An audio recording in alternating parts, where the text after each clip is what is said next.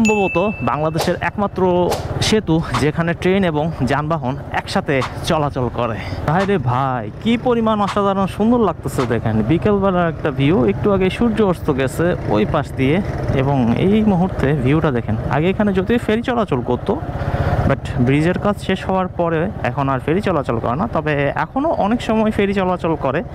আর এটাই মনে হয় একমাত্র সেতু বাংলাদেশে, আর কোথাও আছে কি না জানি না, যেটা দিয়ে ট্রেন এবং গাড়ি একসাথেই চলাচল করে। মানে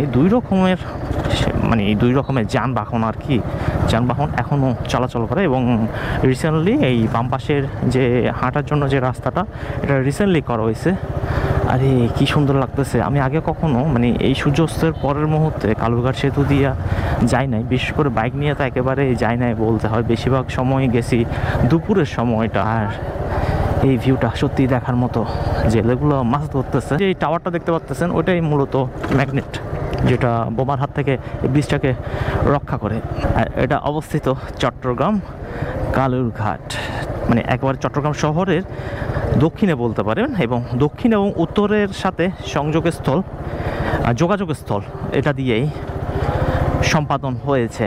এটা না থাকলে দক্ষিণের সাথে যোগাযোগ ব্যবস্থা কিন্তু আরেক টাফ হয়ে যেত, শুধুমাত্র ফেরি থাকলে। যদিও রিসেন্টলি নতুন ব্রিজ করা হয়েছে, এটা তো 1930 সালের সেতু।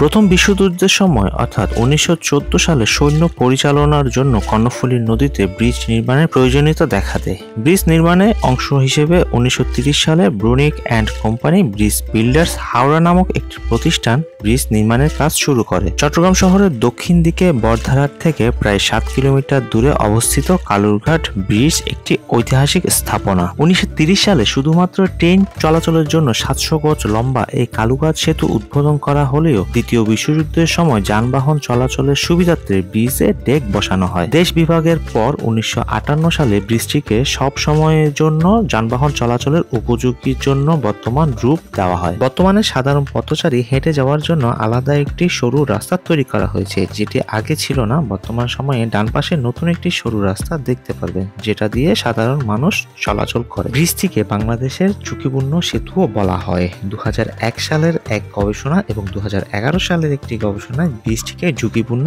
বলা হয়েছে। বর্তমান সময়ে তেমন কোনো ভারী যানবাহন চলাচল না করলেও ছোট যানবাহন অনায়াসে এই ব্রিজ দিয়ে চলাচল করে, এবং যানবাহন থেকে টোল আদায় করা হয়। শুধুমাত্র বাইক, সাইকেল এগুলোর জন্য কোনো প্রকার টোল দিতে হয় না।